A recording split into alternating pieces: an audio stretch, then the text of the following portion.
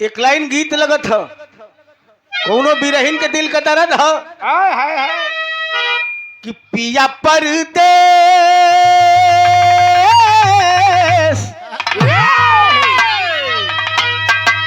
कि पिया परदेस गइल तार लागो चोटिया में।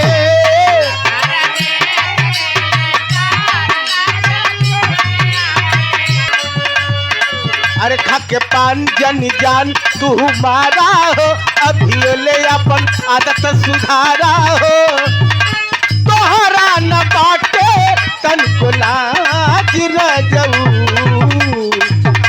तोहरा न बाटे तन को लाज रजऊ छन छन बदले तोहरो मिजाज रजऊ धोखेबाज रजऊ धोखेबाज रजऊ।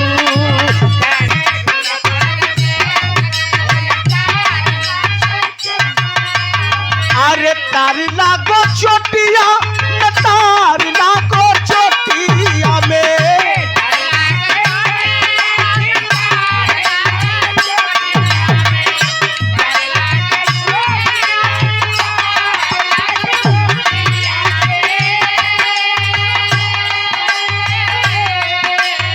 अरे तार लागो चोटिया में तार लागो चोटिया में राजा परदेस गइल तार लागो चोटिया में।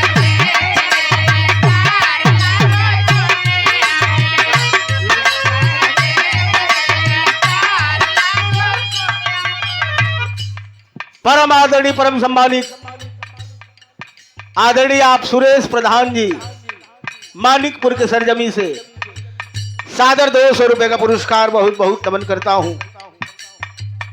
प्रणाम करता हूं। आशीर्वाद की प्रतीक्षा ता जिंदगी रहेगी। लेकिन ए भैया लाइन पर हमने गौर करिया हम हन के आई के हो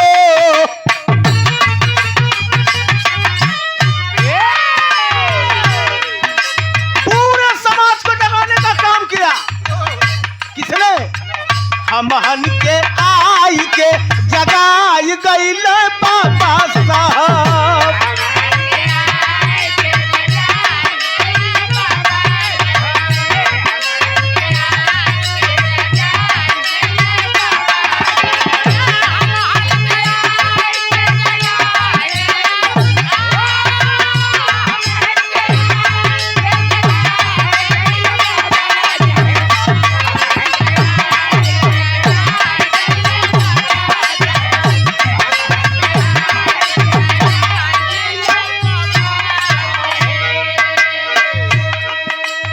अरे भूलली डगरिया जो रास्ते से हम भटक गए थे। अरे भूलली डगरिया बताई गइल बाबा साहब।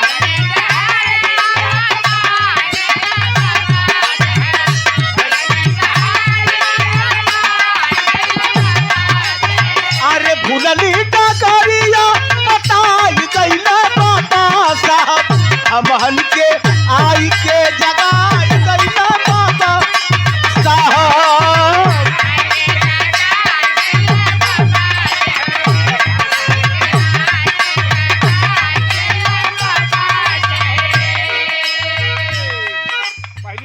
पहली लाइन ख्याल करिया एक एक लाइन 1 लाख वाली बात है।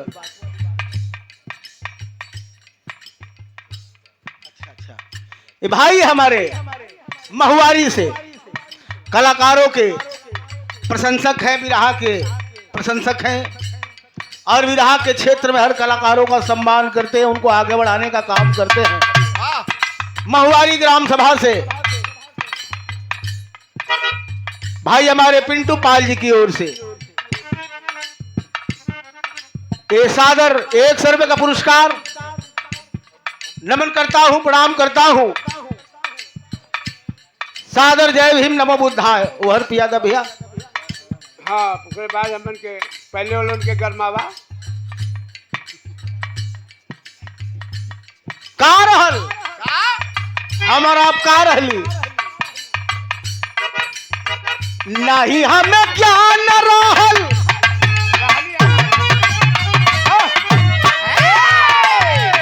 नहीं हमें ज्ञान रहल रहलिया नारी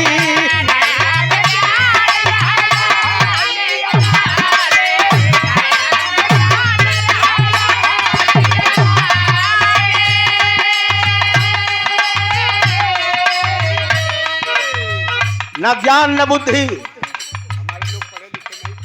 हमारे लोग पढ़े लिखे नहीं थे शिक्षा का अभाव था और पढ़ने लिखने का हमको आपको अधिकार नहीं था। कब की बात कर रहा हूं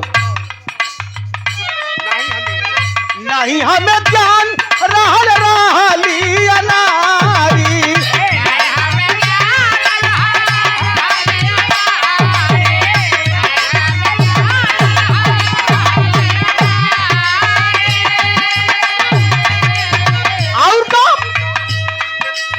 अरे एकता अनारी अनारी रहबे कैली स्थिति का रहल एकता अनारी दूजे रहली भिखारी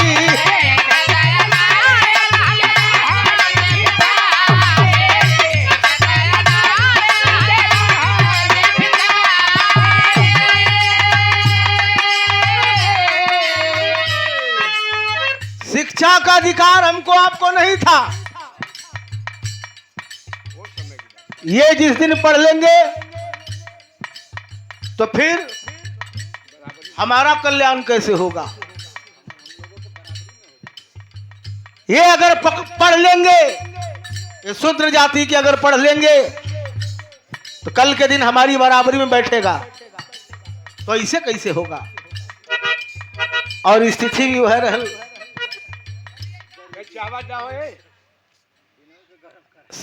100 रुपया एलाइन पर अरे मतलब चाय पिया का लोगन कौने मुहे बोलत हुआ लोगन और पूरी कमेटी की ओर से यही भाव पर और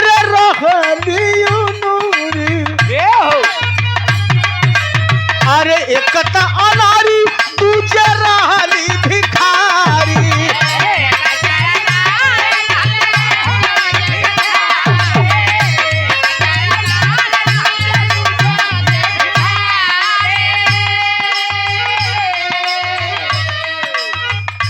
सोच कैसी थी लोगों की कि अगर जिस दिन ये शिक्षित हो जाएगा शूद्र समाज तो कल के दिन हमारी बराबरी में बैठेगा।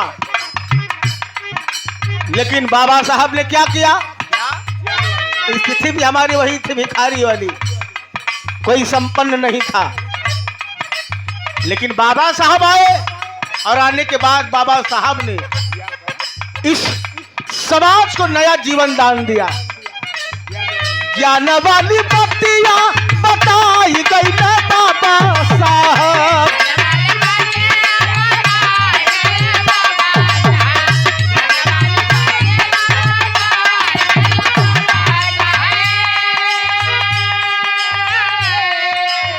भैया हमारे डॉक्टर पंकज गौतम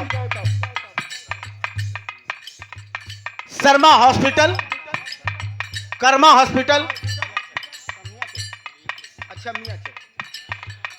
कर्मा हॉस्पिटल मियाचक से डॉक्टर पंकज गौतम जी की ओर से वही भाव पर ज्ञान वाली बत्तियां बताई गई ना बाबा साहब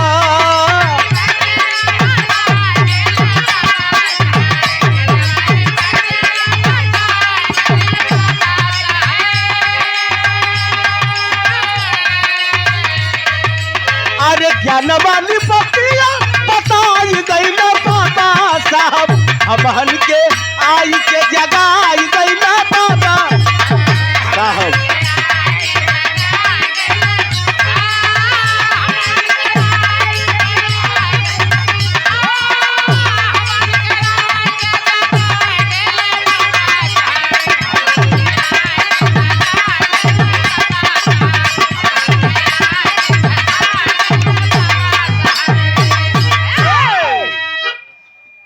और इस समाज में एक नई रोशनी प्रदान किया बाबा साहब ने। आज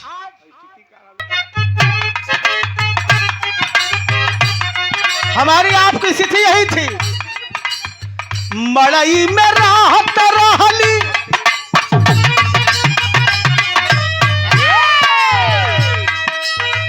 वही मड़ई में गुजारा होत रहल, चुवत बा बहत बा, लेकिन फिर भी अपन गुजारा आदमी करे।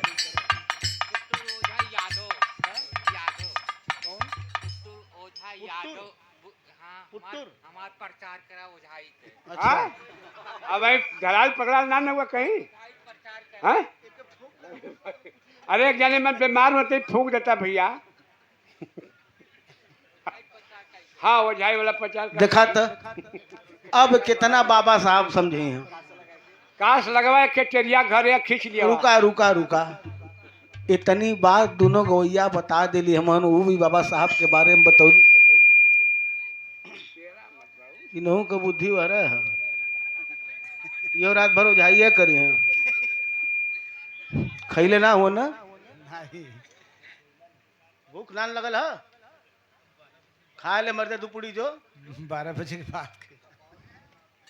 ये पुट्टू रोझा मालिक करे कि तुहार ओझाई चमकल रहे। हाँ के झरवावे को ऐसे झरवाए ले।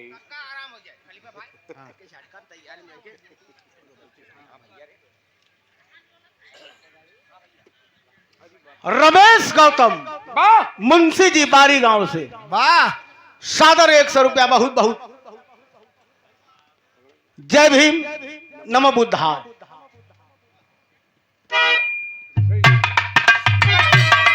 आ भैया, मड़ई में राहत रहली, बनल ना बकरिया,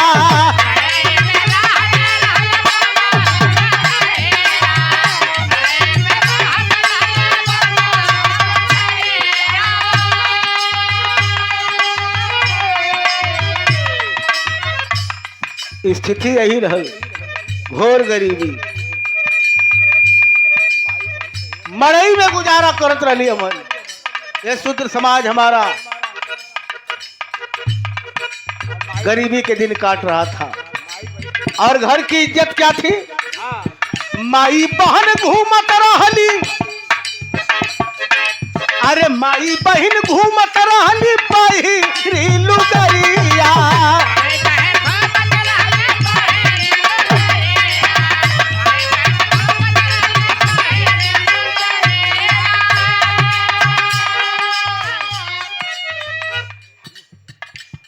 हमारी इज्जत हमारी माताएं बहन का क्या था, इतने फटही लुगरी में दिन बितावे के ओखे वो जमाना रह।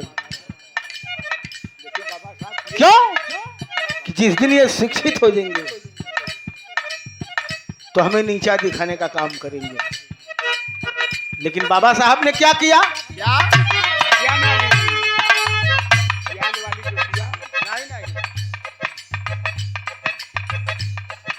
आज यही सूती कपड़ा हमहन के पहिराई गईला बाबा साहब,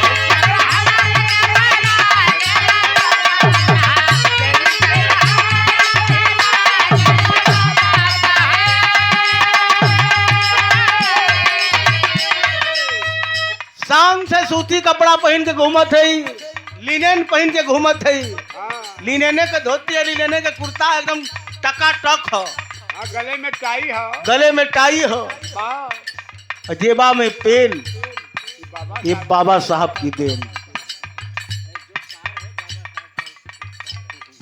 और ये जो कार है हमारे आपके पास, ये जो कार है ये बाबा साहब का उपकार है। नहीं तो कुल साइकिल,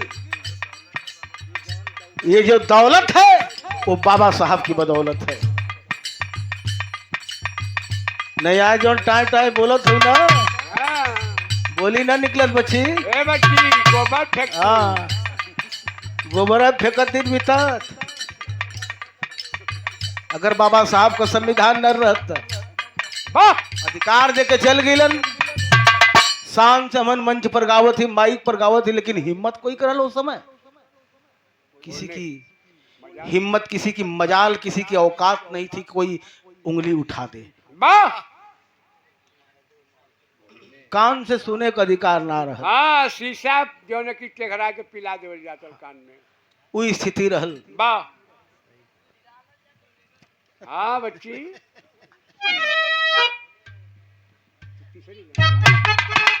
तीसरी लाइन देखा, बड़ी मार। आज यही देश में, चंचल सुना, आज यही देश में मंदिर मस्जिद का लड़ाई हो, हिंदू मुस्लिम का लड़ाई हो, लेकिन वो समय का रहल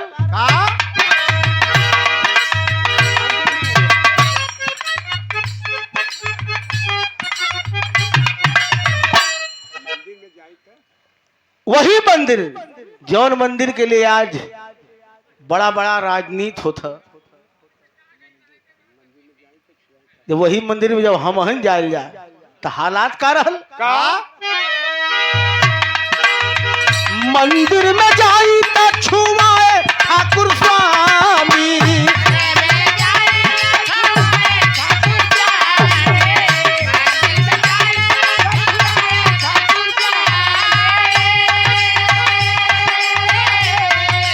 अरे कुआं पे चढ़ी ना पिए के मिले पानी,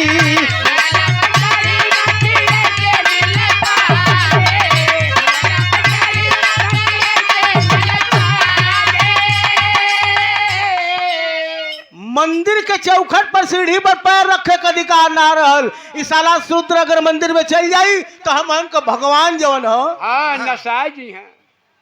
अछूत हो जी हन। वाह। पानी पिए का। अरे वो कवन भगवान हो जौन अपने से अपन त्रिपुंड ना लगा सकलन, अपने से नहाए ना सकता ससुर, अपने से खाए ना सकतन, जब ले हम न हवाई न खियाई न उनके बनाई न, तो कौने चीज का भगवान हुआ? वाह। लेकिन पाखंड भगवान मानता हूँ, किसको मानता हूँ? बाबा साहब को मानता हूँ, हाँ, ये जिन्होंने अधिकार दिया। जिन्होंने हमको अधिकार दिया। आ भैया, दिया क्या बाबा साहब ने? और सबके अधिकार के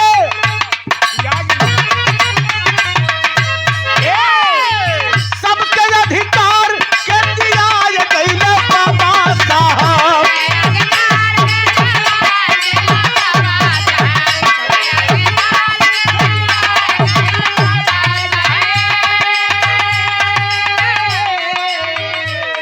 मंदिर में जाई तो पत्थरे का मूर्ति अछूत हो जाए, और जौने कुआं पर पानी पिए के जौन आज अधिकार हो, ना रहा। आज जवन हो वो समय ना रहल। पशु पक्षी पानी पी सकत रहन, लेकिन इंसान इंसान पानी ना पी सकत रहन। वाह, वो जमाना रहा। वो जमाना रहल। बारे बाबा साहब, तो हमें जीने का अधिकार किसने दिया? समाज में चलने का अधिकार किसने दिया? सबके अधिकार के दिया ये कैले बाबा साहब।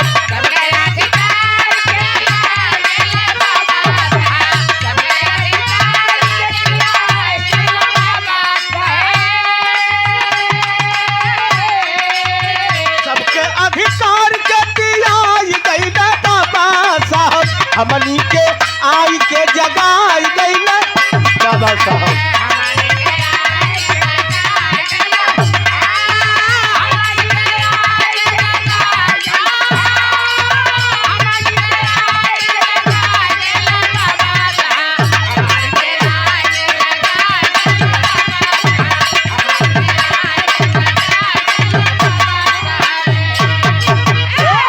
हमारे आपका अधिकार अगर किसने जिन्होंने दिलाया तो बाबा साहब ने दिलाया।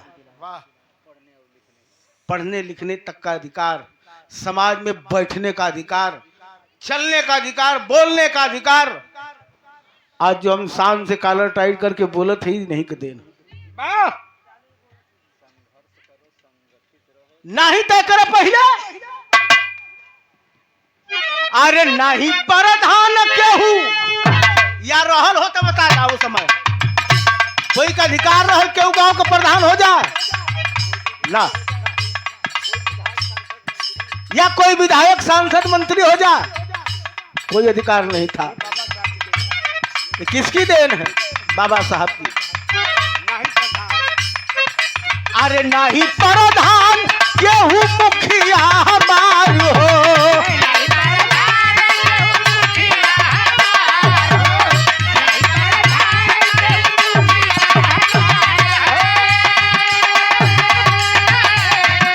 अरे वोटवा का बाबा तो ही देहला अधिकार हो।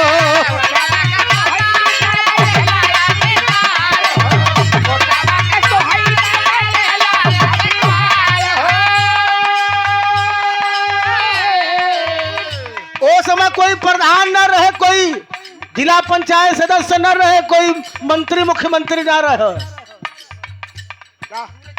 सूरज कुमार बाबू भैया हमारे सूरज कुमार जी, वाह, जय भीम नमो बुद्धाय। सादर 100 रुपया यही बात पर। ना ही प्रधान केहू मुखिया हमार हो, वोटवा के बाबा तो ही देला अधिकार हो। लेकिन एक लाइन और कहो, मंत्री मुख्यमंत्री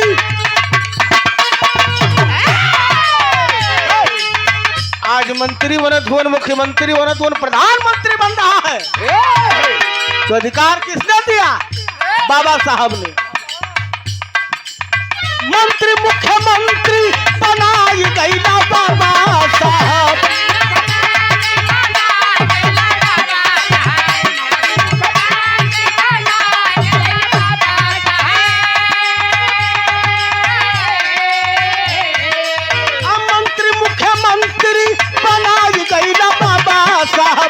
बहन के आई के जगह आई गई ना बाबा साहब।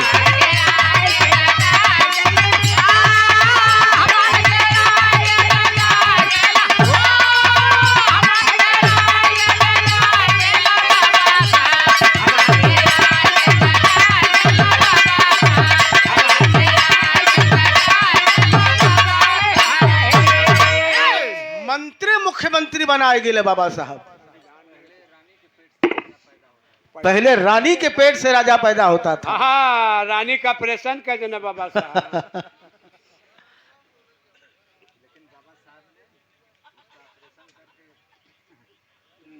आखिरी लाइन गौर करेंगे। गैला रामलाल, गैला रामलाल सब ही के समझाई।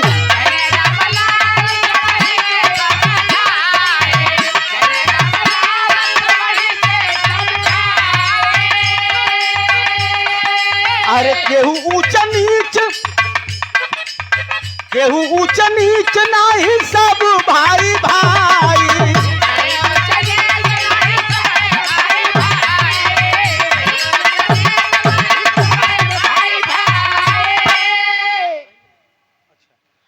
और 100 रुपया यही भाव पर एक कमेटी की ओर से बहुत बहुत जय भीम नमो बुद्धाय।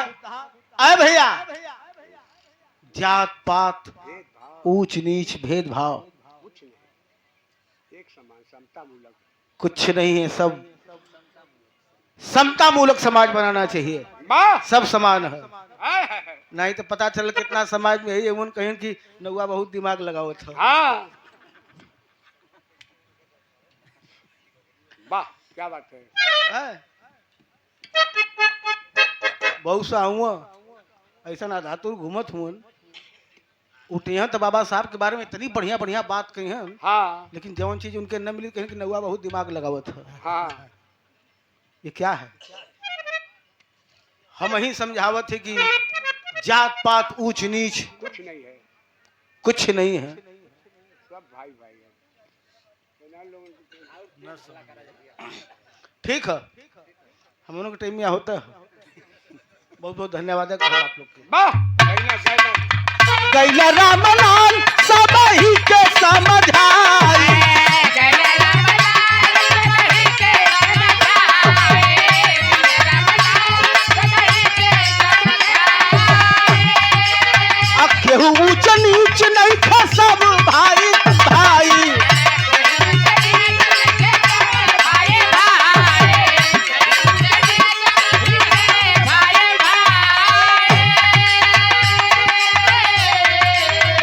ज्ञानिया से गिरतिया अरे ज्ञानिया से गिरतिया कबूल गई बाबा साहब नहीं तो हमरे जैसन तो 20 ठे रोड पर घूमत हूँ हाँ हाँ टीका लगा के पैसा लेते हूँ वाह बनारस हवा विश्वनाथ जी दिखा दें हम जौने के कौनो काम नहीं है हाँ। वाकई रोजगार मिलत है भाई हाँ हीरोइन पिए वाला मानत ना हुआ तौने पर ना मानत हुआ नहीं धंधा खोले हुआ इतना हमरे घरवा के बगलिया में 2-4 मकान आगे जौन है शादी के देखली तो बड़ा एकदम टाइट मिलल एकदम कपड़ा लत्ता से भी टाइट त्रिपुण लगौले जौन है एक शीशी पियला बाद दूसर की शीशी जेबा में लेके आवत बा हम कहली सरवा कौनो काम नहीं करत है इतनी लाइट एकर बनल है काबा के अच्छा भाई, रुका ठीक है। उठली 5 बजे भोरे में एक दिन टहरे चालू करी देखली तो लगाए के जौन है खरीदले बा धोती कुर्ता चमकौआ पियर का एक ठे डोलची खरीद ले बा मन कऊ ठे टीका हो और जबरी जाए के लगाए के जौन है धंधा खोले हुआ धंधा। ये धंधा हो गया वाह उसे पूछली करे कितना कमा लो करो चचा 2000 डेली ना कमा थई करी साबस से वाह हाँ हाँ वाह अरे यही कनिया सगितिया कराई गईल बाबा साहब अरे हमनी के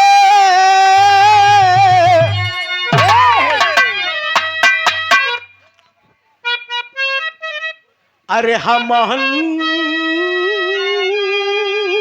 के अरे हमहन के आई के अब जगाई गई ना बाबा साहब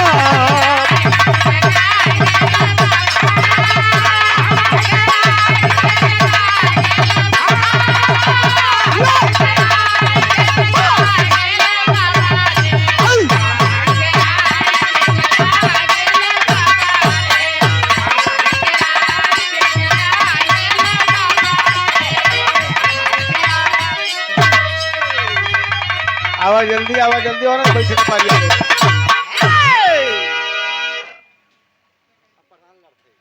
प्रधानी गलत हुआ 10 रुपया में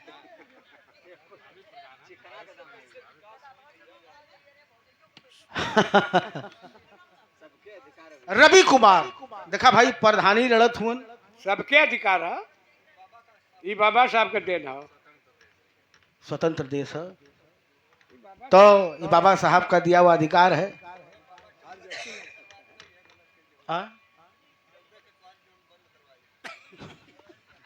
चला चला बहुत बहुत धन्यवाद नमन प्रणाम अब सेवा उधर से लेवल जा हाय हाय हाय बेटा हर हो गए हाँ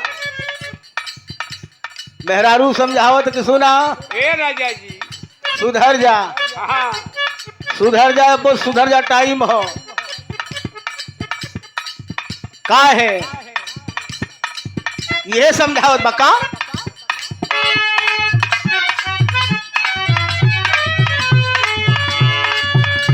ए राजा जी हो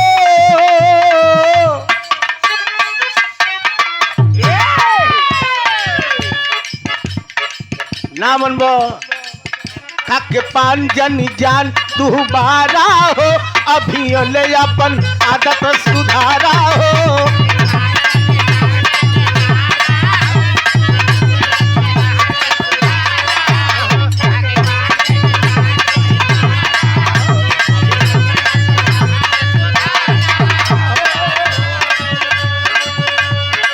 अरे खाके पान जन जान तू मारा हो अभी ले अपन आदत सुधारा हो तोहरा न बाटे तन को लाज रजऊ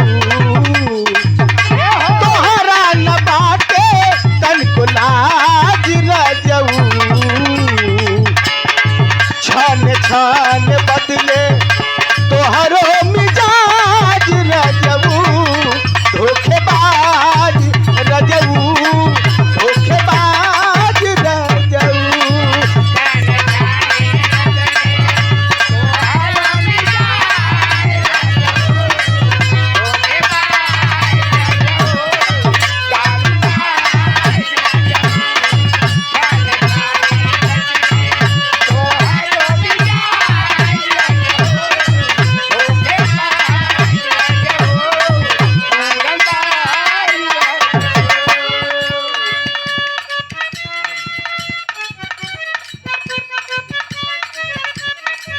नहीं मत आदमी रहलू वाह जेकर मेहरारू समझावत रहल जब से आदत में सुधार लिया बा ए नहीं तो हम दूसर रहर को ढर ले वाह बड़ा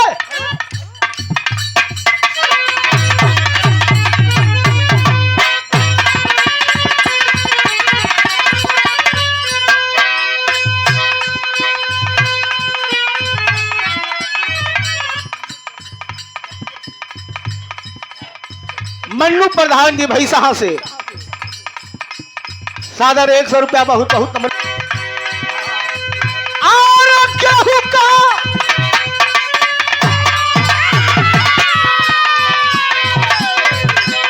अब बनाई जी और केहू का बनाई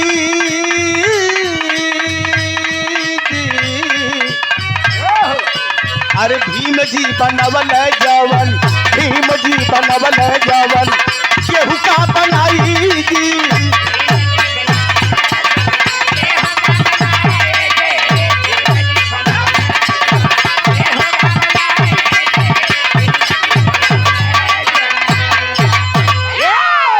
तो सच्चाई है जवन बनाए के बाबा साहब चल गए का कोई बनाई बड़े बड़े शिल्पकार बड़े बड़े इतिहास लिखने वाले बड़े बड़े भूगोल लिखने वाले इसी समाज में पैदा हुआ लेकिन किसी की हिम्मत न हुई कि संविधान के बारे में कुछ छेड़ दे सादर 100 रुपया महुआरी ग्राम सभा से भैया हमारे उमाशंकर भैया की ओर से बहुत बहुत नमन प्रणाम बड़ा सुंदर गीत उधर सुनला भाई आज जयंती समारोह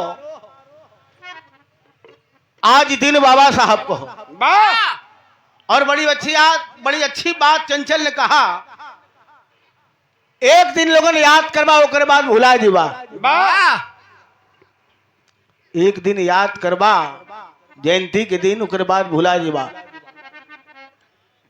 नहीं